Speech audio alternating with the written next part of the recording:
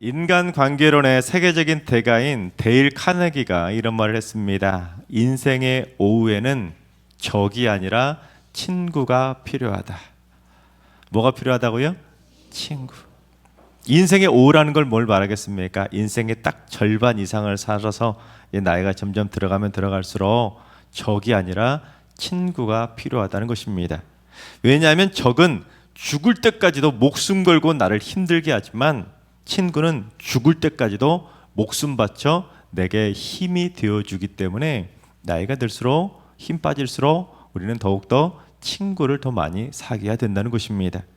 올 봄에 아브라함 선교의 어르신들하고 식사를 할 일이 있었는데 80이 넘으신 어르신들이 이구동성으로 하시는 말씀이 있었습니다. 80이 넘고 보니까 세상 친구들은 하나둘씩 다 떨어져 나가는데 오직 교회 친구들만 끝까지 남더라는 것입니다. 여러분 그렇습니다.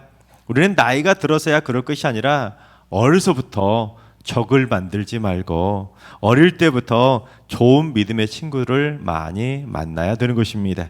그래야 죽을 때까지 외롭지 않고 항상 기쁘게 행복하게 살아갈 수 있게 되는 것입니다. 바라옵기는 우리 모두 입을 많이 열어서 적을 많이 만들지 마시고 귀를 많이 열어서 오래오래 행복하게 지낼 수 있도록 마음이 맞는 친구들을 많이 만들며 항상 기쁨으로 행복하게 살아가시기를 주님의 이름으로 축원합니다. 오늘 본문에는 성경에서 가장 유명한 친구인 다윗과 요나단의 이야기입니다. 단순한 다윗과 요나단의 이야기가 아니라 오늘 본문은 다윗을 적으로 만들기 시작하는 사울의 모습, 그리고 다윗을 친구로 만들기 시작하는 요나단의 모습이 서로 대비되고 있습니다. 그래서 오늘은 친구라는 주제를 가지고 영적인 교훈을 좀 살펴보려고 합니다. 첫째, 사울은 다윗을 죽일 듯이 미워하며 적이 되기 시작한 것입니다. 우리 1절 상반절을 봉독해 보겠습니다. 다윗이 사울에게 말하기를 마침에. 다윗이 사울하고 무슨 대화를 했다는 거잖아요. 도대체 무슨 말을 마친 다음에 이 이야기가 시작이 되었는지 이 앞에 나눴던 대화의 맥락을 이해하는 것이 오늘 본문을 해석할 수 있는 중요한 포인트인데 오늘 본문 앞장의 내용들하고 서로 연결되는 내용입니다. 먼저 이전에 사울왕이 아말렉과의 전쟁에서 하나님께서 아말렉을 완전히 진멸하라 명령하셨는데 사울왕이 하나님의 명령을 무시하고 진멸하지 않고 남겨두게 됩니다. 불순종했죠.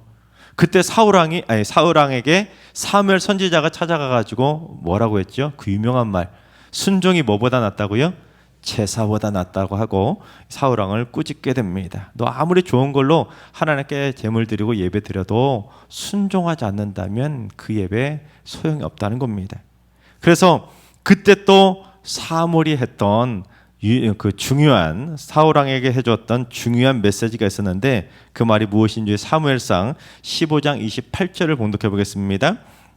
사무엘이 그에게 이르되 여호와께서 오늘 이스라엘 나라를 왕에게서 떼어 왕보다 나은 왕의 이웃에게 주셨나이다. 이제 하나님이 너 말고 너보다 더 나은 왕의 이웃에게 왕권을 넘겨줄 거라는 겁니다. 쉽게 말해 무슨 말입니까? 사울왕 너 이제 끝장났다는 겁니다. 너 이제 네 세계는 네 세상 끝났다는 거예요. 그리고는 사무엘이 어떻게 하냐면 이새의 아들인 다윗에게 기름을 부어서 사울왕의 다음 왕이 된다는 것을 이 다윗에게 암시를 해주게 됩니다. 그러자 이때부터 사울왕이 어떻게 되냐면 악령에 시달리게 됩니다. 악령에 시달려서 번뇌하니까 걱정이 많아지니까 잠을 못 자게 됩니다. 왕위를 빼앗기게 된다는데 어떻게 단잠을 잘 수 있겠습니까? 그러자 사울왕은 이제 신하들의 추천을 받아서 이새의 아들인 다윗을 불러오게 됩니다. 다윗이 수금을 기가 막히게 잘 탄다는 소문이 났기에 이 수금을 타면서 악령 좀 쫓아내 보려고 했던 겁니다. 잠 좀 자려고 그랬던 것이죠. 그때 사울이 다윗에게 어떻게 했는지 사무엘상 16장 21절과 22절을 봉독해 보겠습니다. 다윗이 사울에게 이르러 그 앞에 모셔섬에 사울이 그를 크게 사랑하여 자기의 무기를 드는 자로 삼고 또 사울이 이새에게 사람을 보내어 이르되 원하건대 다윗을 내 앞에 모셔서게 하라. 그가 내게 은총을 얻었느니라 하니라. 이때까지만 해도 사울하고 다윗하고 관계가 좋았던 거예요. 사울왕이 다윗을 어떻게 했다고요? 크게 사랑했다는 겁니다.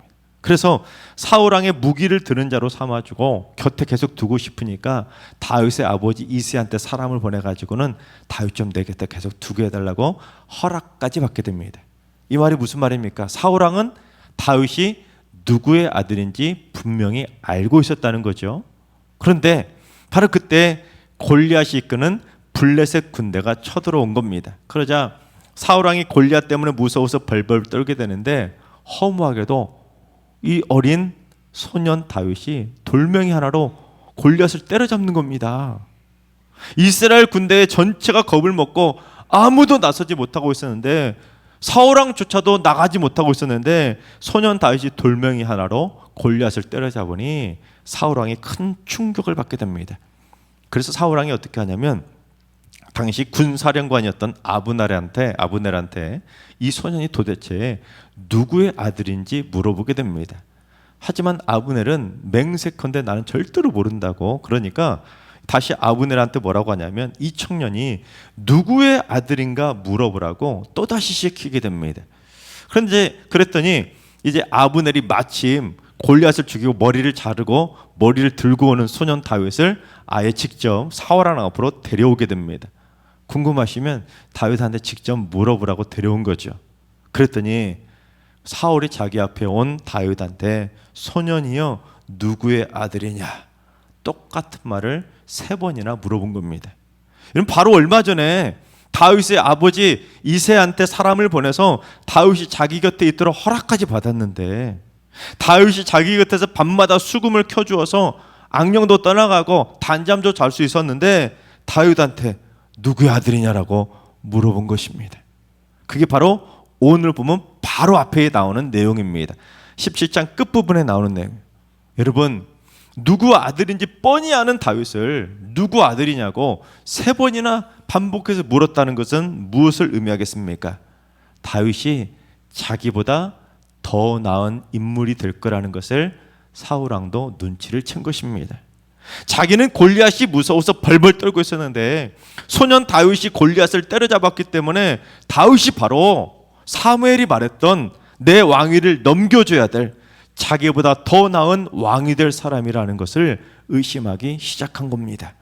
사무엘이 했던 말이 기가 막힌 거예요. 했던 말이 생각나서 기가 막힌 겁니다. 아니 이런 소년이 내 왕위를 빼앗아? 와 얼마나 기가 막혔겠습니까? 그래서 한때는 다윗을 크게 사랑해 놓고는 골리앗을 때려잡은 다윗이 자기보다 더 나은 것 같고 실제로 자기 자리를 빼앗을 것 같으니까 이제는 다윗을 크게 미워하기 시작한 겁니다. 그렇게 크게 사랑했던 다윗을 크게 미워하기 시작한 겁니다. 그래서 다윗의 아버지가 누구냐고 3번이나 물은 건 도대체 내 정체가 뭐냐고 물은 겁니다. 너 내 왕권 뺏으려고 일부러 접근한 거 맞지? 그런 의도로 다윗한테 대놓고 물어본 겁니다. 그랬더니 다윗이 참 지혜롭게 뭐라고 대답했는지 오늘 보면 바로 앞장 끝절인 17장 마지막 절 58절인 하반절을 봉독해 보겠습니다. 다윗이 대답하되 나는 주의 종 베들레헴 사람 이새의 아들이니이다 하니라. 여기서 주라는 것은 주 하나님을 의미하는 게 아니에요. 다윗 앞에 있는 사울왕을 주라고, 나의 주님이라고, 주인이라고 표현하는 것입니다. 즉 자기가 이새의 아들입니다 이렇게만 말해도 되잖아요. 누구의 아들이냐 물어봤으니까. 그런데 다윗은 뭐라고 대답합니까? 저는 주인님의 종인 베들레헴 사람 이새의 아들이라고 지혜롭게 대답한 겁니다.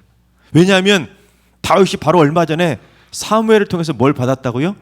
기름 부음을 받았던 겁니다.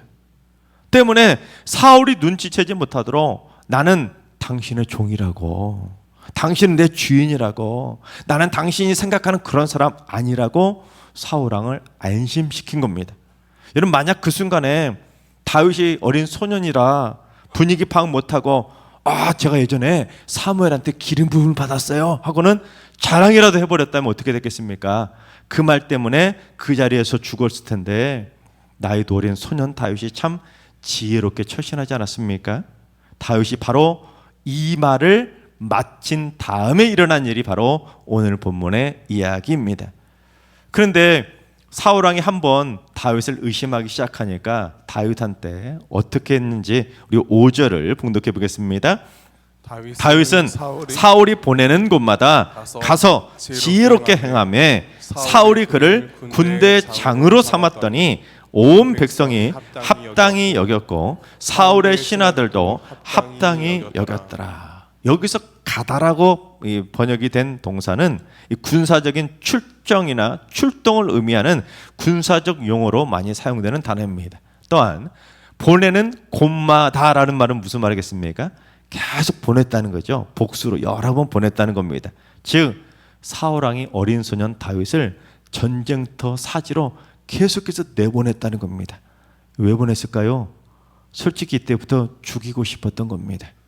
일단 다윗이 집으로 돌아가지 못하도록 딱 막은 다음에 다윗을 부모하고 떼어놓은 다음에 곧바로 전쟁터 사지로 내몰아서 전쟁터에서 죽이고 싶었던 겁니다. 그런데 지혜롭게 행하다는 단어인 샤칼이라는 단어는 형통하다는 뜻을 가지고 있습니다.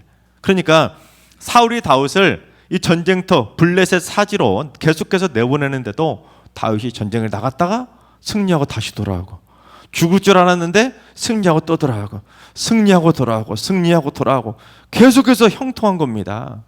그래서 사울은 어쩔 수 없이 다윗을 군대장으로 삼을 수밖에 없었고, 온 백성과 신하들도 그걸 합당히 여길 수밖에 없었다는 것입니다. 여러분, 여기서 합당이라는 것은 어쩔 수 없이 그렇게 할 수밖에 없었다는 뉘앙스입니다. 여러분, 만약에 당시 군사령관이 누구였습니까? 군대장이 누구였어요? 아브넬입니다. 이 아브넬은 얼마나 기가 막혔겠어요. 갑자기 여기서 굴러 들어온 소년 다윗이 갑자기 군대장이 되어버린 거예요. 순서가 바뀌어버린 겁니다. 그런데도 다윗이 전쟁에만 나갔다면 다 승리하고 돌아오니까 신하였던 아브넬조차 이를 어쩔 수 없이 합당히 여길 수밖에 없었다는 겁니다. 그 정도로 다윗이 형통했다는 것이죠. 백전백승이었다는 겁니다. 하지만 결정적 문제가 터지게 됩니다. 다윗이 전쟁터로 나갔다면 무조건 승리하고 돌아오니까 여인들이 다윗을 맞이하면서 노래를 부르지 않습니까?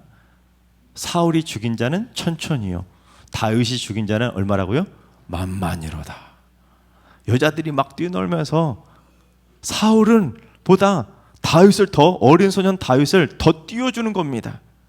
바로 이 때문에 다윗이 자기보다 더 나은 차기 왕이 될 거라는 것이 확실해진 겁니다.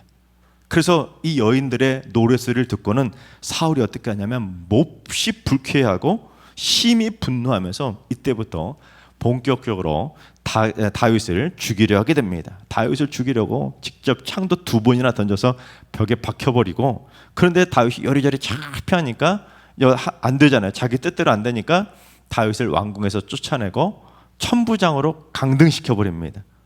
한순간에 초고속 승진시켜가지고 군대 장으로 삼아놓고는 미움이 확 커지고 얘가 나의 자리를 뺏을 자라는 것을 확신한 다음에는 확 천부장으로 계급을 추락시켜버린 겁니다. 그래도 분이 풀리지 않자 지금 다윗이 어떤 시기였냐면 사울의 딸 미가라고 결혼을 한 신혼 초기였습니다. 그런데 다윗을 죽이겠다고 딸이 살고 있는 신혼집에 암살 자객을 보냅니다. 얼마나 미웠으면 자기 사위를 죽이려고 자객을 보냈겠습니까? 그만큼 미움이 무서운 거예요. 도망친 다윗을 잡으려고 무려 10년 동안이나 목숨 걸고 쫓아다니게 됩니다. 하지만 다윗을 크게 미워하던 사울은 10년 동안 허송세월만 보내다가 결국 전쟁터에서 자살로 비참하게 생을 마감한 것도 모자라서 사울의 시체가 성벽에 못 박혀버릴 정도로 죽어서까지도 비참한 모습으로 그의 인생이 끝나게 됩니다. 여러분, 그래서 진짜 무서운 것이 바로 미움입니다. 한번 미워해서 적을 만들게 되면 죽을 때까지도 미워하다가 결국에는 그 사람이, 내가 미워하는 사람이 비참해지는 것이 아니라 내 인생, 미워하는 내 인생이 더 비참해지게 되는 겁니다. 그래서 함부로 남을 미워해서도 안 되고 적을 만들면 더욱더 안 되는 겁니다. 둘째, 요나단은 다윗을 자기 생명같이 사랑해 준 것입니다. 우리 1절 하반절을 봉독합니다. 요나단의 마음이 다윗의 마음과 하나가 되어 요나단이 그를 자기 생명같이 사랑하니라.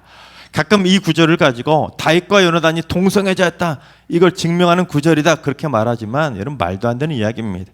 다윗과 요나단이 서로 마음이 하나가 된 것이지 몸이 하나가 된 것이 아닙니다. 특히 생명같이라고 번역된 생명이라는 히브리어 단어가 네페시라는 단어인데, 이 단어가 영혼이라는 뜻을 가지고 있습니다. 그러니까 요나단이 다윗을 온 마음과 혼신을 다해서 자기 자신같이 생명처럼 사랑해 준 것입니다. 자신의 영혼과 생명까지 자기 몸처럼 바쳐서 사랑해 줄 정도로 숭고한 우정을 말하고 있는 것이지, 무슨 동성애자가 되었다는 것을 말하는 것이 아닙니다. 여러분, 하나님의 첫째 계명이 예수님이 무엇이라고 말씀했습니까? 하나님을 사랑하고 내 이웃을 내 무엇같이요? 자신같이 사랑하는 것, 그것이 바로 첫째 되는 계명이라고 했잖아요. 요나단이 그 첫째 되는 계명을 기가 막히게 실천한 겁니다. 마치 하나님을 사랑하듯이 이웃인 친구 다윗을 자기 자신같이 생명을 다 쏟아가면서까지 다윗을 사랑해 주었던 것입니다. 게다가 요나단이 어느 정도로 혼신을 다해서 다윗을 사랑해 주었는지 우리 3절 4절을 봉독합니다. 요나단은 다윗을 자기 생명같이 사랑하여 더불어 언약을 맺었으며 요나단이 자기가 입었던 겉옷을 벗어 다윗에게 주었고 자기의 군복과 칼과 활과 띠도 그리하였더라. 요나단이 다윗을 자기 생명같이 혼신을 다해서 우리 서로 마음 편치 말자 하고 서로 언약을 맺은 겁니다. 그 다음이 중요한데, 요나단이 왕권의 상징이었던 자기가 입고 있는 겉옷을 딱 벗어서 다윗에게 입혀주고, 그뿐 아니라 군복도 벗어주고 칼도 활도 허리띠까지 전부 다 벗어서 다윗에게 넘겨준 겁니다. 이 말은 요나단이 차기 왕권까지 자신의 전부를 다윗에게 모두 다 쏟아 부어주었다는 의미입니다. 즉 요나단은 말로만 다윗을 친구로 여긴 것이 아니라 자신의 생명은 물론 자신의 영혼까지도 다 쏟아 부어줄 만큼 다윗의 진짜 친구가 되어준 것입니다. 세상 누구도 끊어낼 수 없는 영원한 친구가 된 것입니다. 즉 오늘 말씀에는 아버지 사울은 다윗을 죽일 듯이 미워하기 시작했지만 아들 요나단은 다윗을 자기 생명같이 사랑하기 시작한 것입니다. 바로 그는 우리 모두 사울 같은 적이 아니라 요나단 같이 서로 마음이 통하고 자기 생명같이 사랑해 줄 수 있는 그런 멋진 믿음의 친구들을 꼭 만나게 되시기를 주님의 이름으로 축원합니다. 이러한 다윗과 요나단의 모습이 바로 예수님과 우리와의 관계를 예표하고 있습니다. 그래서 셋째, 예수님은 생명을 바쳐 우리의 친구가 되어 주신 것입니다. 그런데 예수님이 십자가에서 그처럼 죽도록 생명을 다하면서까지 우리의 친구가 되어 주신 건 무슨 조건이 있어서 그러신 게 아니죠. 여러분 중에 예수님에게 조건이 맞아서 친구가 되신 분 있으십니까? 그 조건 맞출 수 있는 사람 아무도 없습니다. 아무런 조건도 없이, 아무런 이유도 없이 주님은 우리하고 친구가 되어 주시기 위해서 십자가에서 생명 바쳐 우리의 친구가 되어 주신 것입니다. 로마의 철학자 키케로가 우정에 관해서 이런 말을 남겼습니다. 우정에 대해 깊이 생각할수록 다음과 같은 물음을 고찰해 봐야 한다. 자신의 나약함이나 필요성 때문에 우정을 원하는 것은 아닌가. 즉 죄악을 이기지 못하는 나약함 때문에 내가 혹시 지옥에 갈까 봐 그게 걱정돼서 주님을 사랑하고 있는 건 아닌지, 또는 천국에 꼭 가고 싶은 필요성 때문에 내가 지금 주님을 사랑하고 있다고 하는 건 아닌지, 아니면 혹시라도 내가 예수 믿고 복 받고 싶어가지고 그것 때문에 주님을 사랑하고 있는 건 아닌지, 예수님과의 우정을 점검해야 하는 것입니다.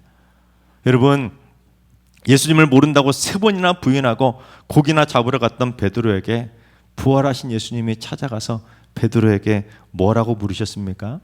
너 나 진짜 몰라? 너 나 진짜로 믿어? 너 그래서 천국 가겠어? 너 지옥 한번 가볼래? 그렇게 물으셨나요? 아닙니다. 네가 나를 사랑하느냐? 네가 나를 사랑하느냐? 네가 나를 사랑하느냐? 3번이나 사랑만 물으셨습니다. 예수님을 3번이나 모른다고 부인하던 베드로에게 나를 아는지 믿음의 확신을 물으신 것도 아니고 무슨 천국에 대한 소망을 물으신 것도 아니고 믿음, 소망, 사랑 그 중에 제일인 사랑만 물으신 것입니다. 즉 예수님이 아무런 이유도 없이 아무런 조건도 없이 생명 같은 주님의 피를 나누며 우리와 영원한 친구가 되어주신 것처럼 우리도 주님의 발자취를 따라가는 주님의 친구라고 믿는다면 적어도 조건 없이 주님을 사랑하고 사랑하기를 원하신 것입니다. 여러분, 예전에 아이들이 한참 좋아했었던 캐릭터가 있었는데 혹시 뿡뿡이라고 아십니까? 방귀대장 뿡뿡이라고 하는 아이들이 좋아하던 캐릭터가 있었습니다. 그런데 이 방귀대장 뿡뿡이가 꼭 나오면 불렀던 노래가 있었습니다. 어떤 노래를 불렀냐면 뿡뿡이가 좋아요. 왜? 그냥. 여러분, 이럴 때는 그냥 웃어주셔야 됩니다. 저를 사랑하신다면 그냥 웃어주세요. 여러분, 제가 이 말씀을 준비하다가 이 뿡뿡이 노래를 보고는 웬만한 복음성가보다 더 심오한 진리가 담겨있다 그러잖아요. 이 어린아이들이 부르는 노래인데 너희들 앞으로 자라가면서 친구도 만나고 애인도 만날 텐데 조건 없이 만나는 게 친구가 아니야. 조건 없이 만나는 게 사랑이 아니라는 것을 어렸을 때부터 가르쳐주는 노래가 이 노래 아니겠습니까? 여러분, 우리가 누굴 좋아하고 사랑하는 건 무슨 조건이나 대가를 바라는 것이 아니라 그냥 좋아하는 것이고 그냥 사랑하는 것, 그게 진짜 사랑인 것입니다. 하나님께서 사랑하신 여러분은 왜 예수님이 좋으십니까? 죽기까지 우리를 사랑하며 친구가 되어주신 예수님을 여러분 아무 조건 없이 그냥 좋아하십니까? 내 생명처럼 그냥 사랑하십니까?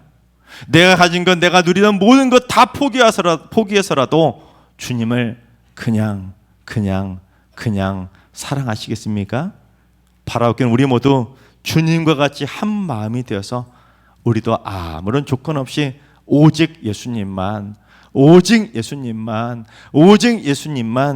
그냥 내 생명같이 온전히 사랑할 줄 아는 예수님의 영원한 친구가 되시기를 주님의 이름으로 축원합니다.